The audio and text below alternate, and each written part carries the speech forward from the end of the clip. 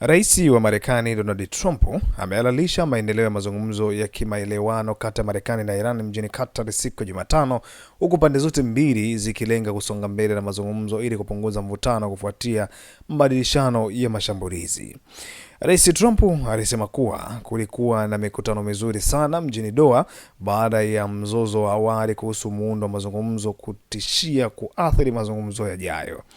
Iran ilisisitiza kuwa hakutakuwa na mazungumzo ya moja kwa moja kati ya pande hizo mbili katika mji mkuu wa Qatar kuhusu kumbukumbu ya maelewano, yaani MOU, inayolenga kumaliza vita vya Mashariki ya Kati ambapo vilianza na mashambulizi ya Marekani na Israeli dhidi ya Iran mwisho wa mwezi Februari.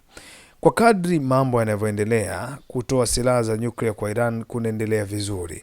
Trump alikuwa anaambia vya waandishi wa habari wakati akijiandaa kupanda ndege yake ya Air Force One iliyotolewa na Qatar ambayo nchi hiyo ilitoa mwaka jana. Anasema, tuliwapiga sana lakini tunaendelea vizuri sana.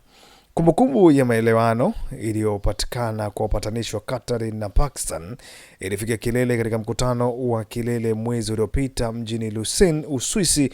Inajumuisha kusitisha mapigano kwa siku 60, kufunguliwa tena kwa mlango bahari wa Hormuz uliozuiliwa mpaka hivi sasa, na muda wa kufikia makubaliano ya kudumu ya kumaliza vita na kufikia makubaliano kuhusu programu ya nyuklia ya Iran.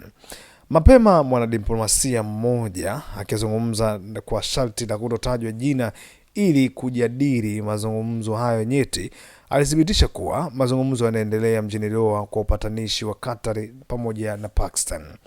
Mazungumzo haya yanakuja wakati wa mvutano mkubwa wa kanda na yanatarajiwa kuwa na matokeo muhimu katika kupunguza mvutano wa kurejesha utulivu katika mlango bahari wa Hormuz.